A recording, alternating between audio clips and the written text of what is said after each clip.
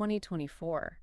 Wow. Looking back, it felt like the world of artificial intelligence just hit hyperdrive. Absolutely. Blink, and there was another headline, another breakthrough.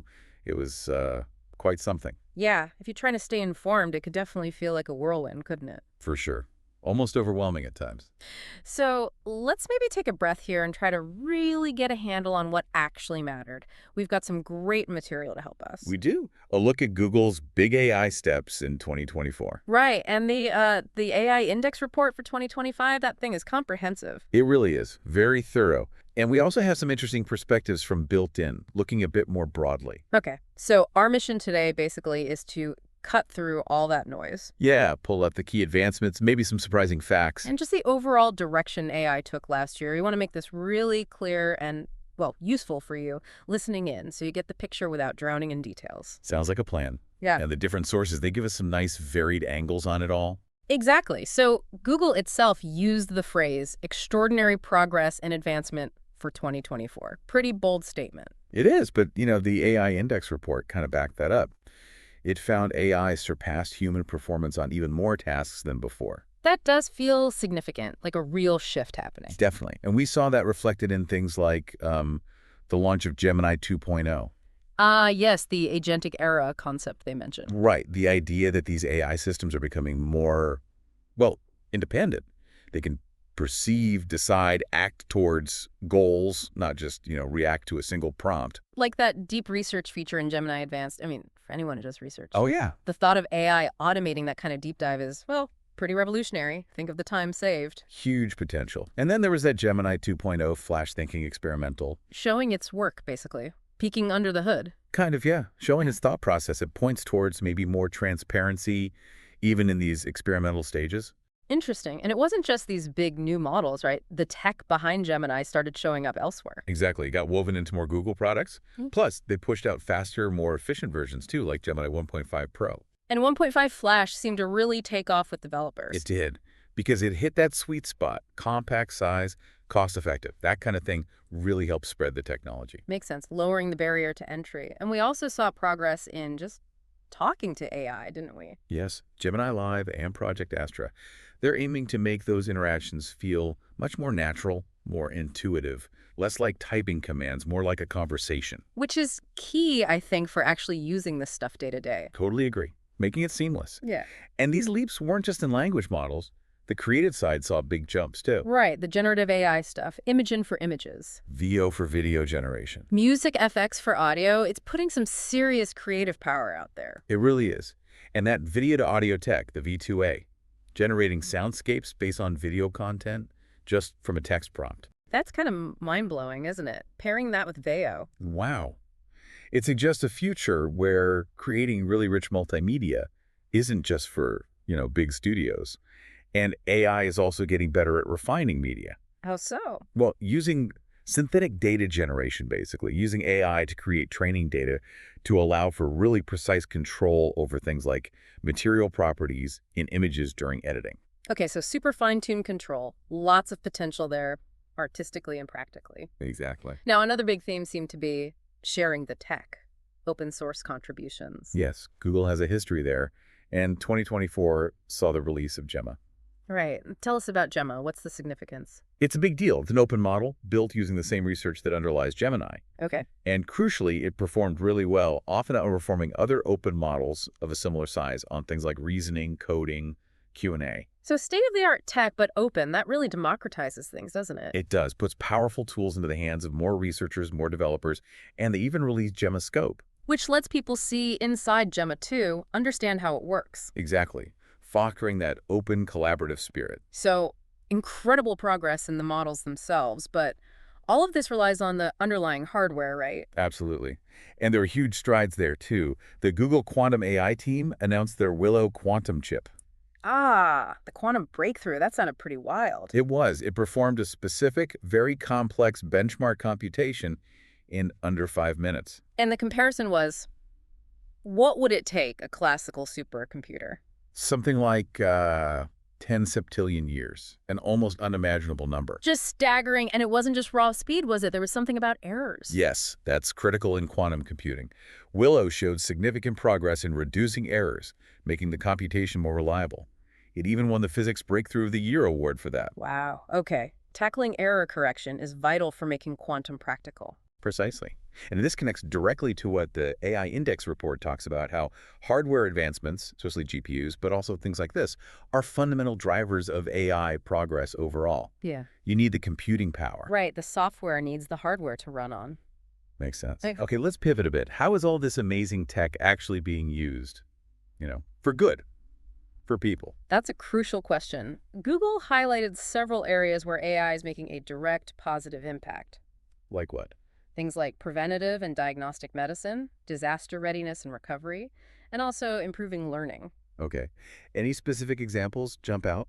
Yeah, in healthcare, there's research using AI with a simple fingertip device. The goal is early detection of cardiovascular disease. Think about the accessibility implications. Wow, yeah, that could be huge. And also work on AI tools to help diagnose tuberculosis, especially in places where it's very prevalent, but maybe hard to detect traditionally. Improving diagnostics where it's needed most, that's powerful. Definitely. And then there's disaster response, particularly wildfires, which feels increasingly urgent, unfortunately. It does. Tools like the wildfire boundary maps, now available in over 20 countries, Right. and FireSat. That's a planned satellite constellation designed to spot small wildfires, maybe classroom-sized, within about 20 minutes. 20 minutes. For wildfires, that early detection is everything. It makes a massive difference. And speaking of access, another big step was Google Translate adding 110 new languages, 110. That's incredible. What's the total now? over 240 languages. It's a huge move towards breaking down barriers to information, opportunity, just connecting people. Yeah, the scale of that is hard to grasp. Yeah. Amazing. Okay, so the tech is advancing, it's being applied, but inevitably this raises questions about ethics, responsibility. Absolutely. Responsible AI, or RAI, was a major focus in 2024, and rightly so. What were some key developments there? Well, Google published a paper looking at the ethics of future advanced AI assistants, sort of mapping out the landscape. Thinking, Exactly. And they expanded Synthid, their tool for watermarking AI-generated content, to now include text and video, not just images. trying to tackle that authenticity problem. Right. And they're joining the Coalition for Content Provenance and Authenticity, CTPA, working on standards like content credentials to increase transparency online. So industry efforts towards transparency, how does that square with what the AI index found? That's where it gets interesting. The AI Index noted that while awareness of responsible AI is definitely growing, Yeah. standardized safety evaluations by the major model developers are still pretty rare. There's a gap. So awareness is up, but consistent, rigorous testing across the board isn't quite there yet. That seems to be the picture, though new benchmarks are emerging, like Helm Safety and AirBench, trying to fill that gap. Okay. And what about governments? Are they stepping in? Increasingly so.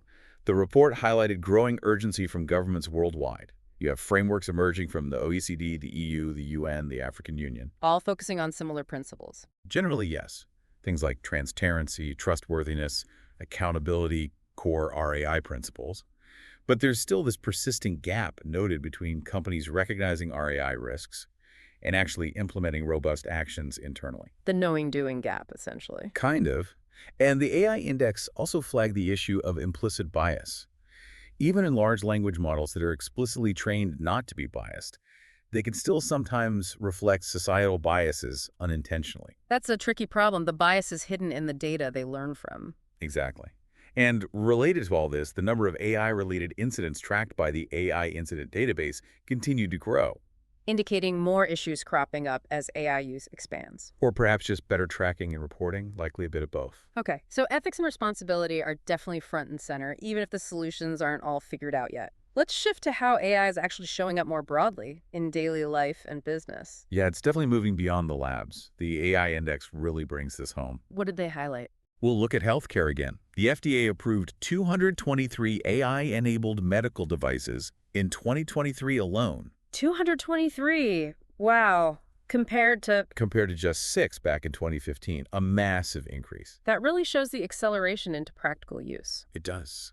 And think about self-driving cars. Services like Waymo and Baidu's Apollo Go are becoming more established, providing lots of rides in certain cities. Right, moving from novelty to actual transportation service. Exactly. And businesses are clearly betting big on AI. The investment figures for 2024 are pretty staggering. Yeah, you mentioned the U.S. figure earlier, over $100 billion. dollars. $109.1 billion in U.S. private AI investment. And globally, generative AI specifically attracted almost $34 billion.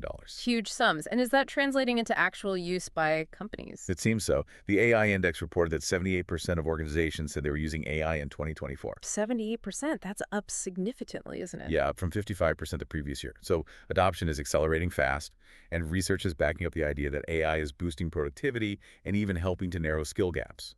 That's encouraging. So it's not just hype. There are tangible benefits being seen right now.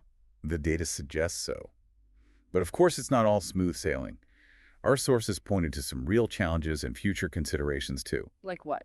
One big one is this idea of the shrinking data commons. Meaning? With more websites putting up barriers to data scraping, that massive pool of public data that AI models have been trained on is getting smaller, or at least harder to access. Ah, right. And that could cause problems. Potentially, yeah. It could affect the diversity of data models or trained on how well they align with what we want them to do, maybe even impact scalability down the line. It's a developing issue. And then there's the whole intellectual property minefield.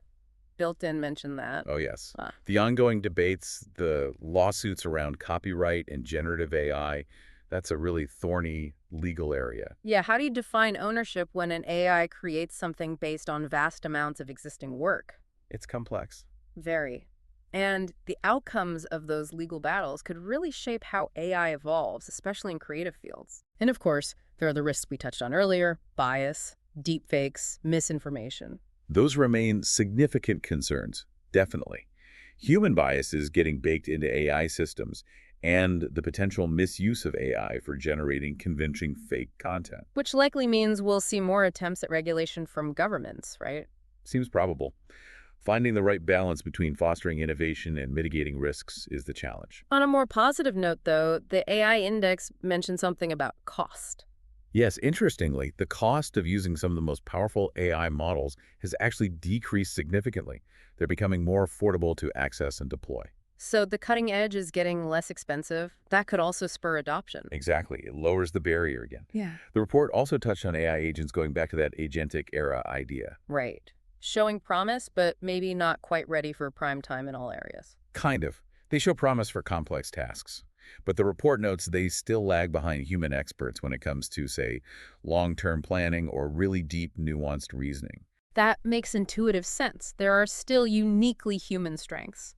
For now, at least. Mm-hmm. Though LLMs continue to improve on specific knowledge benchmarks, like MedQA for clinical knowledge. So progress continues there, and AI's role in science. That's another exciting area. Examples like aviary for biological tasks, or using AI like with FireSat for wildfire prediction.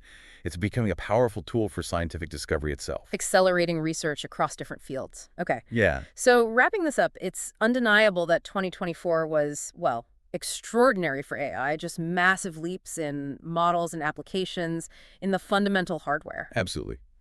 But alongside that acceleration came really crucial and sometimes difficult conversations about ethics, responsibility, and the path forward. Right. It feels like staying informed, getting a handle on this stuff is more important than ever. We hope digging into these sources has given you, our listener, a clearer picture. A valuable shortcut through the noise, hopefully. Definitely. So here's a final thought to leave you with. When you consider this incredible speed of advancement, all these new capabilities, and also the ethical dimensions we've discussed, what do you think is the single biggest opportunity AI presents in the next few years? Or maybe, what's the biggest challenge we really need to focus on getting right? Yeah, it's a conversation that's really just getting started, and honestly, everyone's perspective matters in shaping where this goes. We definitely encourage you to keep exploring,